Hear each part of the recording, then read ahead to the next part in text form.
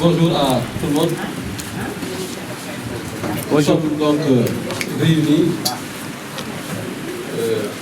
comme le veut la tradition, une tradition républicaine, donc pour sacrifier à une formalité républicaine, consistant à installer une nouvelle équipe élue, en l'occurrence le conseil départemental et son président, qui est cette fois élu au suffrage universel. Donc, monsieur Ababacar Ndaw, élu président du conseil départemental du Dagana, à l'issue des élections départementales du 23 janvier 2022, je vous déclare officiellement installé dans vos fonctions de président du conseil départemental de Dagana.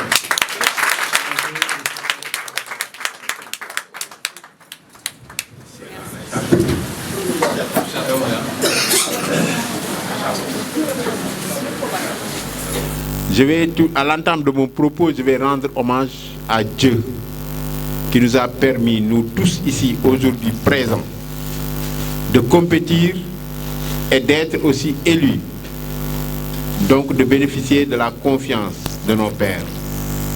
Le département peut-être compte 150 000 personnes. C'est nous, c'est vous et nous. C'est nous donc à qui les autres ont fait confiance pour leur destin. Je remercie, je prie donc la paix et la bénédiction sur le prophète Mohammed sallallahu alayhi wa sallam, sur les autres prophètes, en remerciant mes deux parents. Je remercie, comme je l'ai dit tantôt, Son Excellence, M.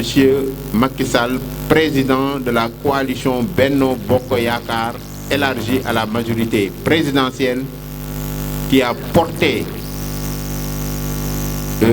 mon humble personne à la tête de la coalition pour présider la liste majoritaire et devenir le président du conseil élu après le suffrage.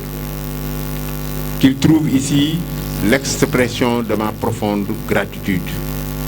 Je remercie aussi la conférence des leaders, tous les maires et tous les responsables qui nous ont accompagnés lors du processus. Vous savez que le département, chaque maire devait gagner chez lui. Chaque maire, avec ses conseils, se sont battus. Nous avons été présents pour les accompagner. Et nous avons constaté qu'ils se sont tous battus pour aboutir aujourd'hui à ce résultat. Nous les félicitons, nous les remercions. Nous remercions aussi les militants, sans lesquels nous ne serons pas là. Les militants et tous les citoyens n'appartenant à aucun parti, mais qui nous ont fait confiance en votant pour nous. Nous les remercions, qu'ils trouvent aussi l'expression de notre profonde gratitude. Nous remercions, je l'avais oublié, les conseillers sortants. Ils ont travaillé durement parce qu'à l'origine, on ne savait pas où mettre les pieds. Ils se sont battus pour avoir des résultats probants, malgré la modicité de nos moyens. Je les remercie au fond de mon cœur. Ceux qui sont là, qui sont reconduits, nous continuons à travailler ensemble. Les autres qui sont recalés, nous leur, personnellement, je leur tends la main pour continuer à travailler. Parce que chacun peut, là où il se trouve, continuer effectivement. Parce que cette œuvre, elle ne finira jamais. Je remercie aussi,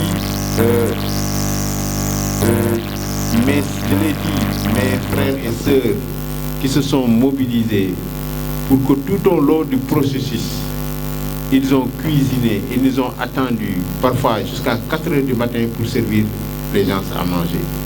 Je ne peux pas vraiment ne pas les remercier.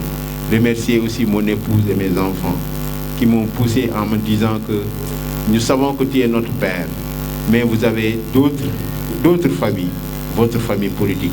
Et aujourd'hui, ils m'ont dit que, papa, nous pensons que votre famille politique,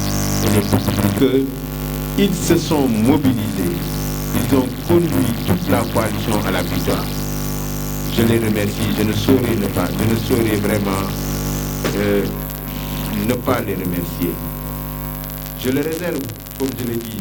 Je remercie aussi l'administration de la commune, du département, pour leur mobilisation, pour nous permettre aujourd'hui d'organiser cette cérémonie. Malgré les difficultés, l'exécuté des locaux qui se sont mobilisés depuis ce matin, depuis 3 jours, pour que nous puissions travailler dans des conditions acceptables. Enfin, comme je l'ai dit, nous félicitons et nous remercions le président du département pour sa disponibilité, son esprit d'équité.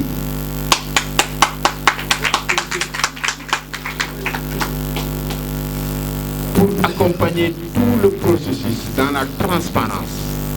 Il a été équidistant de tous les partis politiques en informant de par son groupe à chaque fois que le besoin, il a informé pour que tout le monde soit au même niveau d'information. Il a conduit le processus du début à la fin avec brio. Vraiment, nous le remercions et nous le félicitons et nous prions pour lui, pour que le bon Dieu lui réserve un avenir meilleur. Je remercie aussi mes proches, je peux dire mes frères chauffeurs et autres qui nous ont accompagnés tout le long du processus. Parce que vous savez, en tant que candidat, nous avons fait la campagne à Richard Toll. Après Richard Toll, on est allé dans le département. Et on roulait parfois de 8h à 4h du matin, sans manger même parfois, en accompagnant les maires, les candidats, pour leur permettre de bénéficier donc de l'apport du département. Il est vrai que nous avons un bilan. Nous avons voulu être justes, parce que tout simplement, il y a quelques-uns qui étaient parmi nous et qui étaient candidats. Nous n'avons pas voulu exposer notre bilan, parce que tout simplement, nous voulons être justes. Nous aurions pu distribuer, nous avons prévu de distribuer des moulins, vous avez vu tout le matériel là, c'est un matériel qui devait être distribué. Mais on s'est dit que quand on le fait dans la campagne, ça peut déséquilibrer la campagne à notre avantage. Nous gardons ce matériel jusqu'à ce que la campagne se termine. Si nous gagnons, nous le distribuerons et nous le ferons. C'est pour être équitable. Parce qu'effectivement, comme je l'ai dit, il y avait quelques-uns parmi nous qui étaient candidats et qui ont participé à ce bilan. Donc aujourd'hui, nous remercions tout le monde. Nous remercions tout le monde. Nous vous appelons aussi à la mobilisation. Nous devons nous mobiliser parce que quand même, pour ne pas démériter la confiance que les populations nous ont investie. Nous sommes 11 collectivités territoriales. Pour vous donner une petite idée, pour vous dire ce que vous attend, on a démarré avec 70 millions de budget d'investissement pour les 9 compétences transférées pour le département. Si vous enlevez la TVA, vous êtes à 60 millions.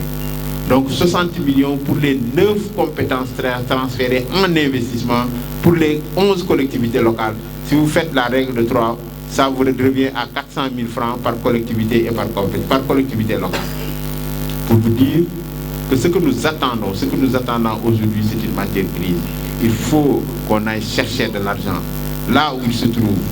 Il faut qu'on essaye aussi d'aller secouer l'État pour qu'on puisse procéder à la territorialisation des puissances publiques, des politiques publiques. Parce qu'effectivement, l'acte 3 de la décentralisation prévoit la territorialisation des politiques publiques.